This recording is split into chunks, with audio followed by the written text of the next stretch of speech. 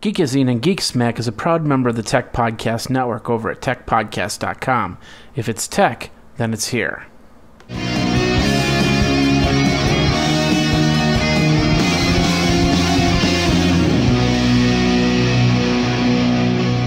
Ladies and gentlemen, boys and girls, children of all ages, welcome to episode number 193 of Geek Smack, and it is brought to you today by GoToAssist Express. Go over to gotoassist.com/podcast for a 30-day free trial. Mozy, back up now, back up often, back up off-site with Mozy. Use that code GEEK for 15% off. And of course, if you go over to stitcher.com/geek, you could win yourself $100. That's over at stitcher.com/geek. Ladies and gentlemen, boys and girls, we have a great show for you today. Got a lot of cool stuff. We're going to talk Harry Potter. We're going to talk Google+. We're going to talk all this stuff. And Byte Magazine is back in a weird way. So let's get into your Geek Smack for this week.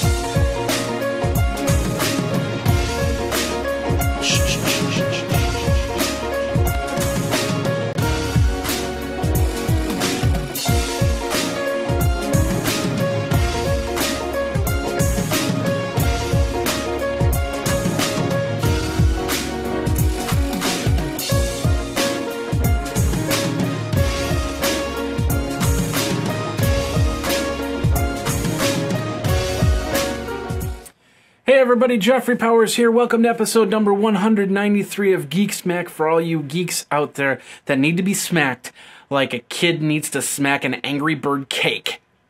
Yeah, we got a lot of stuff. We got a lot of great news. We got a lot of geek news. We got a lot of tech news. We're going to get started over on the tech side in a second.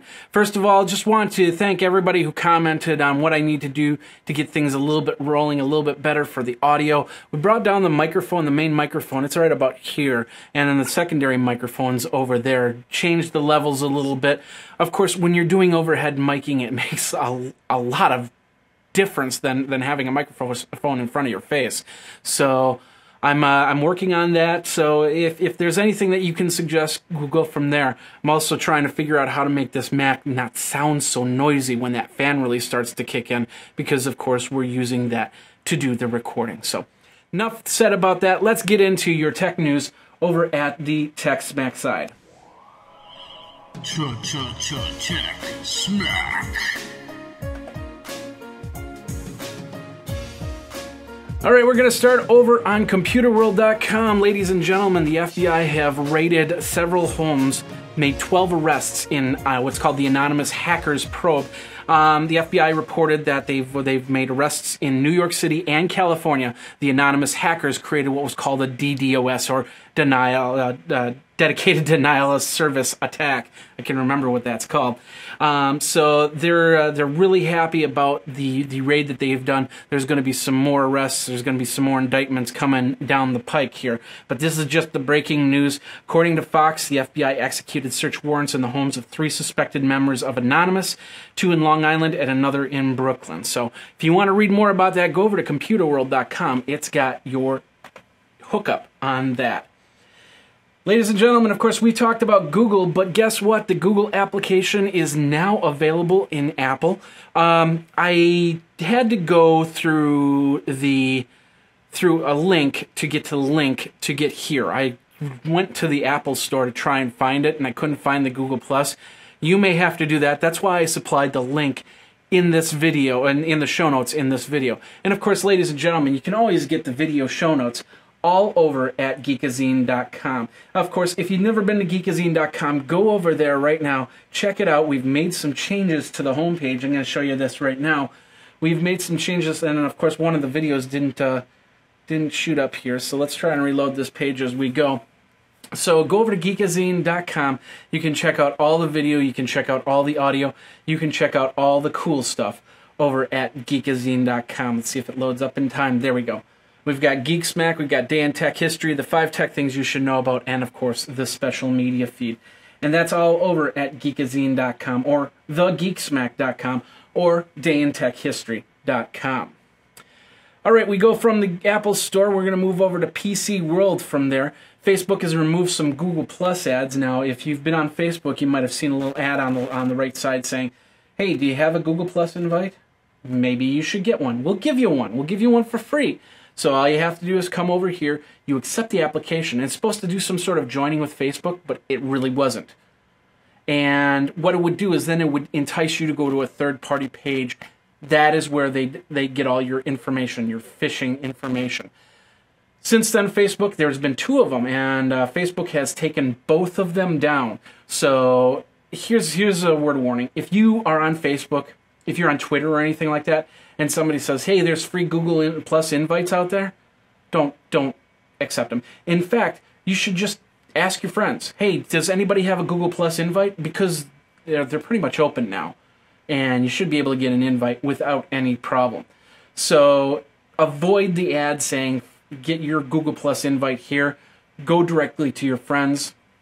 Your friends will have those invites for you. That's over on PCMag.com. Let's move on here. Ladies and gentlemen, boys and girls, of course, we found out yesterday that Borders has decided that, well, nobody's going to be buying Borders. They didn't make a good plan, so they're deciding, well, we're going to have to liquidate the remaining 399 stores, close them all down. So that's what they're in process of doing. Of course, the ones here in Madison closed down on the first round, so I did see the Borders in New York, the big Borders over on 7th Avenue. I don't think that any of the stores are going to be opened after this. I think they're just going to close everything down, liquidate it, part it out, and figure out what goes from there. Now, it doesn't mean that Borders is done. There can always be a purchaser. For instance, CompUSA was actually purchased by Tiger Direct. Actually, not Tiger Direct.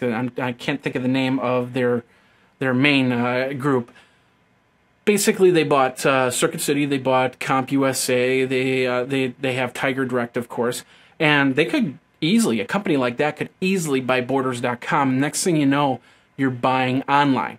Now, the main reason why that Borders is getting boarded up is because simply they didn't have any plans for any of the futuristic technological advances. There was no real e-reader out there. It was just bad management. I still think a bookstore could be a very valuable asset in a city or town. And I think if it was done right, it could still be around. But bottom line is that it's not around anymore. We're going to lose them all. So a lot of jobs are going to be lost too. So it's a sad day to hear that all the Borders bookstores are going to go bye-bye. So if you want to check out more on that, go over to marketwatch.com and you can get more information from there. All right, ladies and gentlemen, boys and girls, we talked about this at CES. We did an interview with OnStar. They're talking about, actually, it's what's called an aftermarket version of the OnStar that you can have installed. And they're going to be in Best Buys on July 24th. $300. So if you have an older vehicle, or like, for instance, me, I have an older Chevy which has OnStar, but it has the oldest version of OnStar, which means that I can't activate it because the cellular service is interfering with the bandwidth issues. When we made the switch over to DTV. So I'd actually have to buy a new aftermarket OnStar system. So I could go over to Best Buy, $300, and then of course there's an installation fee, I believe, $75 installation charge, and then $19 a month, which is about $200 a year. I can have OnStar in my vehicle. And there's a lot of great reasons to have OnStar in your vehicle. For one, it's a GPS type system, although it doesn't have a visual acuity into the mirror. It will tell you turn-by-turn directions. Up north, you'll see a sign that says Highway 33, turn right. Things like that. You'll have immediate assistance. Used it a few times while I was at CES. Very, very impressed. So it is something that is very usable.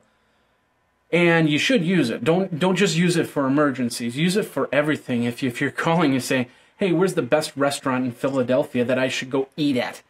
Do it. Do it. Don't feel obligated not to press that button because you're paying for the service. Unlike, like the Ford where it's all visual and you just press a button and all of a sudden it looks like the car's doing it when they're actually going back and forth on the service. So that was the main big thing I always had with OnStar. Was I always thought it was just an emergency thing, but it's more than just emergency, which is pretty cool.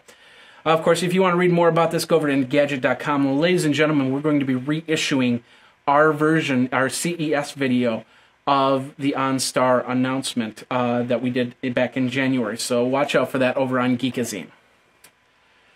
All right, if you were over at Sears, our Sears website, you probably read about that iPad 2, and apparently they put an iPad 2 up for $69. And a lot of people went and they bought it. In fact, some people bought in bulk. They bought many copies. Well, Sears then realized the mistake, and they made the change. And they put up a letter that basically said, unfortunately, one of the marketplace third-party sellers told us that they mistakenly posted incorrect pricing on Apple iPad models on the marketplace portion of the website. If you purchased either of these products recently, your order has been canceled and your account credited. Now, a lot of people are up in arms about this because they're citing actual state law. Like, for instance, in Wisconsin, state law says if I go up to the shelf and I see this can, let's just say this thing right here, which is a little inspirational thing, pen holder. Let's say that this is normally like $8, and it has a little sign on here that says $3. They have to sell it to me for $3 instead of $8. Now, when we come to websites, it gets a little touch and go because it's not really state tax run, everything like that. And it can also be run by third-party sites, which are in states, something just fell, which are in states that might not have those laws right there. Like I said, it gets really touch and go. It's too bad that Sears won't at least honor the first iPad for $69. If somebody bought like 50 iPads, no, they'll get credited for their 49 other ones, but their first one should get $69, or at least get a $10 or $20 coupon somewhere. I don't know. We'll see what happens, but in the meantime, if you want to read more about this, go over to TechCrunch.com. I wrote an article over on Method Shop. The question is, while Spotify is nice, is it something I should buy? Now, this morning, I gotta tell you, this morning I actually got an invite to Google's Music beta player, which is pretty interesting in itself. I'm not going to give a review on it because I just started playing with it probably about an hour before I started recording this show. So, but in the meantime, I did do a good review of Spotify, went through all the applications, went through all the processes, went through all the programs and stuff like that, even downloaded the iPhone app, and here's what it is in a nutshell. It's a music service that's asking you to pay to do more. But in all reality, what do you get for more? You get music, but you don't get to keep the music. So, and there's other services like that. I used to belong to Rhapsody. If you remember early days of the Geekazine podcasts, I would talk about Rhapsody all the time. It's a great service, but the second you stop paying that monthly fee, you lose all your music. And that's a big problem, I think. I want to keep my music and keep going. I want to be able to buy tracks. So when I do cancel a service, I can still have music in my playlist. So my answer was, well, Spotify is nice. I don't think that it's nice to have as a cloud service, but be expectant. If you decide I don't want Spotify anymore, the music's gone, and you might have to start over with a new cloud service. That's all I'm saying on that. So you make your own decision. You let me know. Contact me at Geekazine is my Twitter handle, geekazine@gmail.com. Let me know. What do you think? Are you going to buy a subscription to Spotify, or are you just going to kind of like use it as every now and then I'm going to listen to a song I haven't really heard before? Maybe Rebecca Black's Friday. I don't know. Let me know over at geekazine.com. This is over on methodshop.com. All right, let's head over to Gear Live, which is Andrew Edwards' website. Here's an interesting article about how he's talking about Apple and how they use their clout, I guess you could call it, to get some advantage here. And this is a letter that's on it. It's an anonymous letter, and it goes a little something like this. Apple actually uses its cash hoard in a very interesting way to maintain decisive advantages over rivals. When new component technologies such as touchscreens, chips, LED displays first come out, they are very expensive to produce. Building a factory that can produce them in mass quantities is even more expensive. Oftentimes, the upfront capital expenditure can be so huge and the margins are so small enough that the companies who build these factories cannot raise sufficient investment capital to cover the costs. What Apple does is it cash hoards to pay the construction costs, at least a significant fraction of it, of the factory in exchange for exclusive rights to the output production of the factory in a set period of time, like 6 to 36 months, and then a discounted rate afterwards. And it goes on to talk about this. Basically, what this is saying is that a company like maybe Foxconn, I don't know any of these companies, they want to build a new warehouse. So Apple says, okay, here's money to build a warehouse. In return, you're gonna build iPads for us from now until, say, 36 months at this set price. So if all of a sudden the prices change, let's say the screens, some major disaster happens, and screens get really pricey to build, Foxconn still has to build those screens at the price that Apple asked them to do. It's pretty cool and pretty interesting how they do that. There's a lot more on this article. Go over to gearlive.com to check it all out. All right, Facebook is planning some new applications. Of course, Facebook has to compete with Google+. And we all know that Google+ is the thing if you've listened to the shows. But now Facebook has got to figure, well, how do we have to step up? I talked about it last week. I basically said, if you're already in the space and a new person comes in, and I used a bar situation, you've got to find new ways to keep people coming to your place. Facebook is just like that. So they're planning some what are called news apps. They're working with CNN.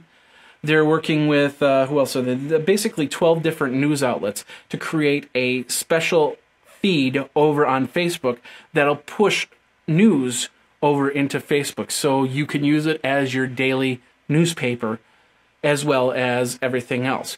I don't know if this is just a continuation of what they planned to do anyway before Google came around with Google+, or if this is just a new plan for trying to keep people from going from Facebook to Google+. Now, I said this in the past, and I'll say it again, Google+ is not ready for prime time, which means that we're not seeing the ads, we're not seeing the groups, we're not seeing the what you're doing, we're not seeing the birthdays or anything like that. Google+ could easily become a Facebook. So don't just leave Facebook just yet. Use them both in tandem, and when we finally see what happens in 3 to 6 months with Google+, then make your decision. But don't delete your Facebook and then find out 6 months from now you don't like Google+ at all, and now you have to start all over on Facebook. I'm just saying. You do what you have to do, but I'm just saying. Anyway, if you want to read more on that, go over to socialbarrel.com. All right, let's move over to CNET News. Speaking of Google+, we're talking about celebrities. And there are some celebrities on Google+ right now. Lady Gaga is on Google+. Will Wheaton is on Google+. Who else is on Google+? Alyssa Milano is on Google+. Felicia Day is on Google+. Just the usual cast of characters, I guess you could call it. Well, now they want to have more celebrities to Google+. And apparently they had a small little problem. William Shatner got onto Google+, and they thought, yeah, this isn't William Shatner, so they banned him. And then they realized, hey, this is William Shatner. So they got William Shatner back. He's back on Google+. Anyway, my bad, William Shatner, apologize. Anyway, the whole point is Google+ has decided to go in the same route that Twitter went with a verification system. So now when you go to Google+, because, for instance, Mark Zuckerberg, there were 4 Mark Zuckerberg Facebook profiles. There was a Jesus Christ Facebook profile, and we made fun of it for a little while because he was kind of a lurker, bottom feeder, a mud dragger, whatever you want to call it. But he was just sitting there doing absolutely nothing. Every now and then he'd say, you know, bless you, my son, or something like that. So those profiles, if you don't have a real name on your profile, you have a chance of it getting removed. I do have a second Google+ profile on me, but I don't use it that much, so I don't plan for it to get banned or removed. However, if it does, I'm not too worried about that.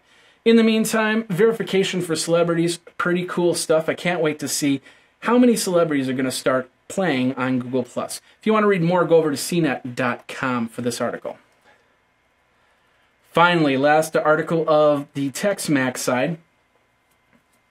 Hulu has decided, hey, we want to sell. Of course, they decided that about, I think it was July 6th, that they made the announcement that they were going to sell Hulu. It was according to a report from Bloomberg, and we got this over on Mashable.com. Hulu is promising the buyer 5 years of access to content for current owners of the Walt Disney Company, News Corp, and Comcast's NBC Universal, which means for 5 years, these companies will stay on for Hulu, but then afterwards you're going to have to rework your contracts if you decide to continue with Hulu. I'm not sure why they're selling Hulu. Maybe they did the numbers and said in the long term it's not a good idea. Maybe Hulu and Hulu Plus is not going to go in the right direction that they want it to go. So then the question is, who would buy it? I mean, it's not like it's a $5 deal. We're talking a multi-million, if not a billion-dollar deal right now. So we'll see what happens. There's been a lot of question as to who's going to buy it. But like I said, we'll see what happens as we go from there. You can go over to Mashable.com for that information. Ladies and gentlemen, boys and girls, children of all ages, that does end the tech side of the Tech Smack. Let's get you into the Geek Smack. But first, of course, we do our special little thing called the Jeff Put Something into the Cloud. It goes a little something like this. Jeff put something into the cloud. All right, we're going along here. Welcome to Into the Cloud, and we're just walking along. We're just checking it out.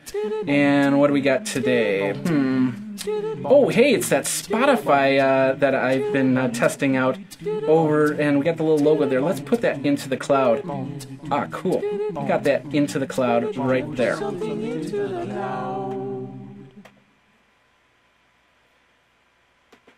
All right, ladies and gentlemen, boys and girls, welcome back to the show here. Of course, we have a lot of great... What the heck's that? Some video started playing. Anyway, welcome back to the show. We got a lot of great stuff over on the Geek Smack side, but before that, we gotta say thank you. Oh, that's right. I went to the YouTube link directly. Gotta say thank you to all of our sponsors here.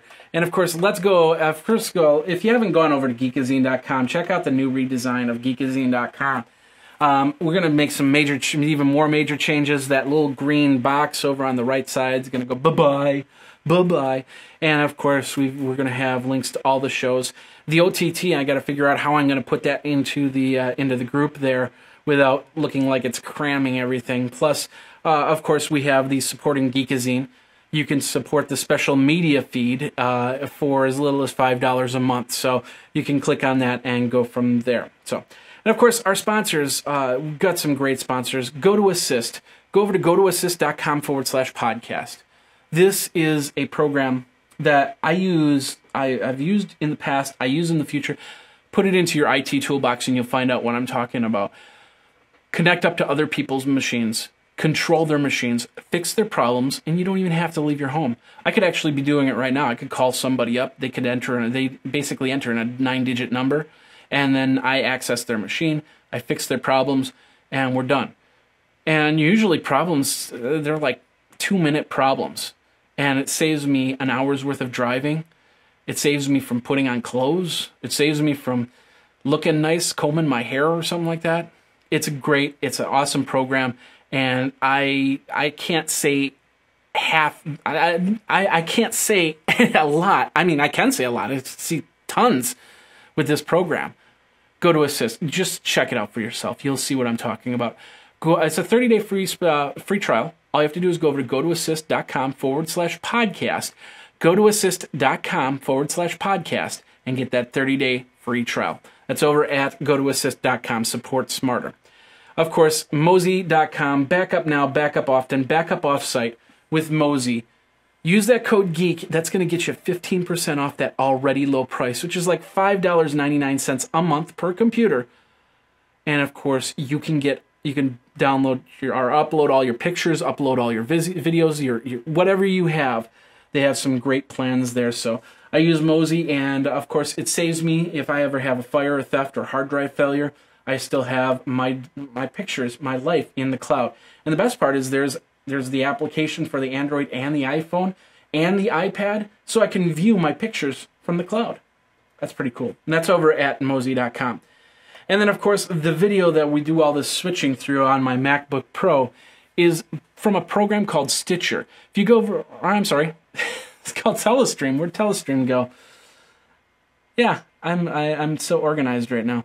Anyway, Telestream.com, Wirecast is a great little program. I must have closed the window. I don't see it here. But anyway, go over to Telestream.com and you can check out Wirecast. Go over to Geekazine.com, click on the links, and you'll see this great program. And then, of course, Stitcher.com. Go over to Stitcher.com/geek. You can enter in your email address, download the application, which is absolutely free for your iPhone, your Android, your Palm, or your BlackBerry, and you can get my podcast, all other podcasts, many different podcasts, right onto your mobile device, and you could win $100. $100, and that's all over at Stitcher.com/geek. Good luck and happy listening to all these great shows over on Stitcher.com. I'd like to thank all the sponsors, Citrix, Mozy, Telestream, and Stitcher for all this. Still got some figuring out to do on the screens here, so I apologize for that little bit of lankiness there. But when you go and doing something new, it takes a little while to get things adjusted. So, all right, ladies and gentlemen, boys and girls, just as I promised, let's get into the second half. This is called the Geek Smack. Geek Smack. Potter fans, how your Potter fans? Did you go see Harry Potter? I actually haven't seen Harry Potter. I stopped after the third movie. I came to this realization that I wanted to actually watch movies in series instead of waiting 6 to 8 months. Because I was a very big, back when Back to the Future came out, I remember doing all that waiting and watching and waiting, and I felt a little displaced because the movie wasn't one after the other. I didn't watch Kill Bill for that reason. I haven't watched Pirates for that reason. And of course, with Harry Potter, now I can actually make a good week of it, and then every single evening sit down and watch the next Harry Potter movie, and then of course go to the theater and watch the big IMAX experience, which a lot of you have done already. In fact, to the point where now, and a lot of websites are reporting this, we're getting this from theguardian.co.uk. It's then one of the best-selling first-run weekends. They predicted several million in the 3 days, but I think it was like it was somewhere around 160, if I remember correctly, 160 million. But I might be wrong on that. I don't see the number right here. And so it's going to be pretty interesting to see what happens. Going to see if it actually beats out The Dark Knight, because of course The Dark Knight has the most sales on the first weekend there. So. If you want to read more about that, go over to theguardian.co.uk. Of course, there are many other places you can go to check out all that cool stuff. And that's for all you Harry Potter geeks out there. ComicCon is this weekend. ComicCon is the name, ComicCon 11. And there are a lot of people that are very excited with ComicCon. I know I'm excited with it, but I will not get to go this year. I plan to go for next year. That's what that special media feed is all about, so I can do interviews, so I can get all the content to you guys. And that's why I'm looking for people to help me out with being a supporter of Geekazine special media feed. But anyway, Comic-Con's coming. They're expecting a lot of people this weekend. You'll see a lot of great news about it, so if you want to check it out, go over there and watch for the weekend. In the meantime, if you want to read more about this article, you can go over to fanbolt.com. It's the first time I've been to this site, so as I always say, if we have any problems with the website, we'll change the links on that. So anyway, let's move on here. Turtle Beach has announced pretty cool limited edition Modern Warfare headsets. Basically, they're wireless headsets, and I'm going to show you this picture here. It's a wireless headset, and they're called the Simon Ghost Riley headset, the Skull Balaclava and Mondo Communications headsets. So for Modern Warfare 2, for the upcoming installment. The price on this is $300 for the Air Force Delta which was based on the XP500 programmable virtual 7.1 headset. But I'm going to tell you something. This looks very interesting. I'd like to get these not only just for gaming, but also for things like Google Plus and doing different types of interviews and stuff like that. Because one, it's wireless, and two, it's a full headset, and it looks like it's pretty well produced. So love to get a review copy and check it out. But we'll see what happens there. But in the meantime, if you want to read more about that, go over to Engadget.com. All right, next one, we're going to go over to Device.com, and we're going to show you this. This is what's called the Dueling Jedibot. Let's go over here. And basically, over at Stanford University, they're showing this robot that basically can play lightsabers with you. Now, I know that they showed this off. I believe it was at CEA that they showed this Jedibot off. I might be wrong on that, but anyway, they got they're doing some studies and working with robots and so on and so forth. And we've seen some really cool robots in the last 2 years. Especially at CES, I saw moving robots that do basic functions. We saw the snake robot last year that could actually go in and find people if there's a disaster. And a lot of other great little robots that are coming out. So what is a Jedi slinging robot gonna do with this?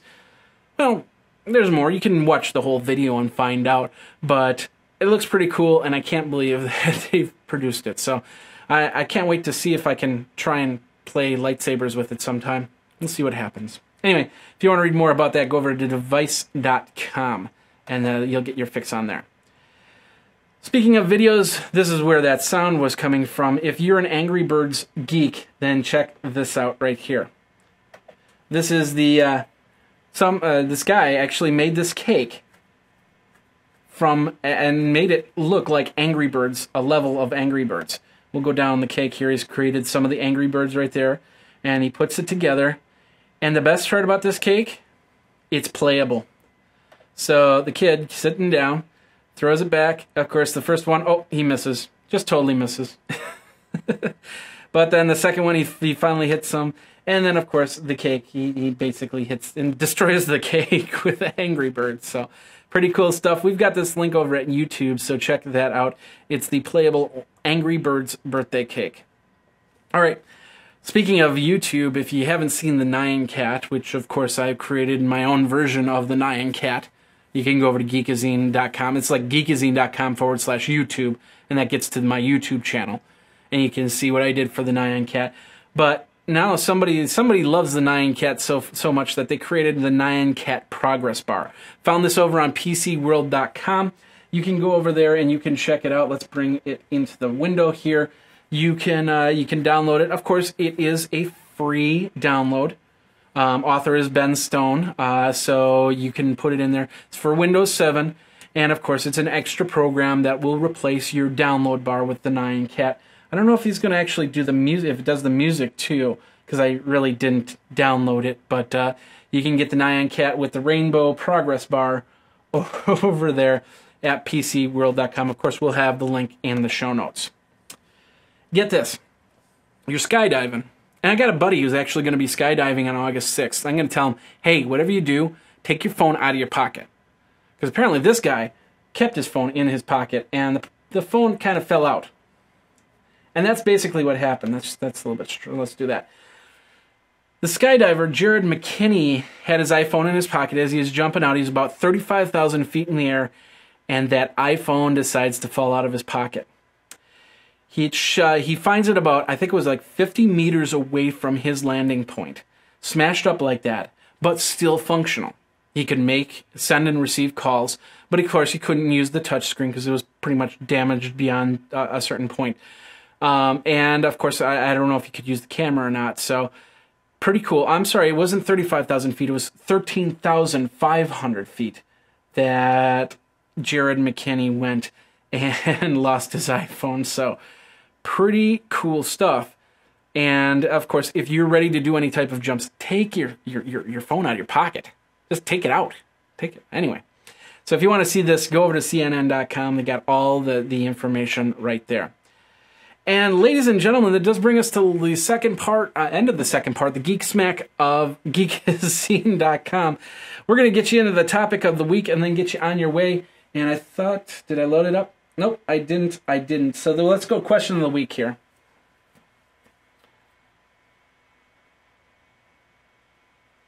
And of course, the question of the week is, what do you think of the new Byte Magazine? If you haven't heard, and I'm going to load this up really quick. If you haven't heard, Byte Magazine, the magazine that we grew up with, it started in 1975 and went till, I believe, 1998 when it got shut down. Byte Magazine has been reborn by editor Gina Smith and the crew of about 70 people. It was purchased by OMT. What's the name? It's let me do this really quick. Of course, I'm looking for the right name of the company here. UBM, that's it. TechWeb purchased out the Byte Magazine. I'm going to show you the page here, since I'm flailing a little bit here. And of course, Gina Smith is right smack dab in the middle, and a lot of the original writers have come back to do some more writing on a good deal of them. So, and they're talking right now. They're doing a lot of first look of the Lion OS 10, and of course some stuff with Google Plus and Google Plus for Android and so on and so forth. So, pretty cool stuff. Byte. You know, I remember I was a big Byte fan. There were two magazines I loved: Byte Magazine and Compute Magazine. And of course, both of them have been disbanded. Ziff Davis, I believe, owns Compute Magazine, whereas Byte basically went into nowhere, and then of course picked up by UBT and gone from there. So I'm glad to see that it's back in circulation, and they didn't even change the logo. They kept the logo the same way, and I was just really, really happy that they decided to do something like that.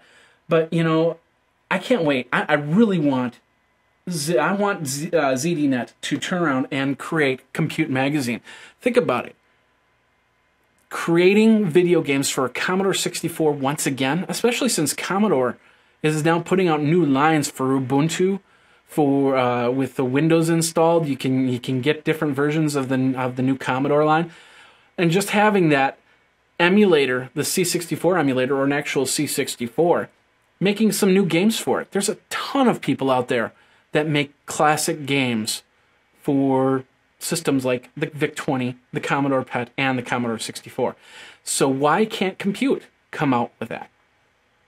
In the meantime, I'm really, really happy that Byte is now out there, and I'm really glad that they've come out and they've created this this new community. I'm going to be hopefully talking with the crew and try and see if there's anything that they need from me over at Geekazine, because, you know, as a child, I read this stuff, and now I have an opportunity to be part of something that I was when I was a child, and I really want that to happen. So hopefully we'll see what happens and go from there. Ladies and gentlemen, I'm going to stop talking about it now. But ladies and gentlemen, boys and girls, children of all ages, that does bring us to the end of Geek Smack. Hope you liked it. If you have any questions, feel free to contact me. @Geekazine is the Twitter handle. Of course, you go geekazine@gmail.com. Hopefully we've got some of these sound issues resolved. I might be doing some more tweaking as we go. And of course the audio version, I'll be doing some adjustments so you can hear things better.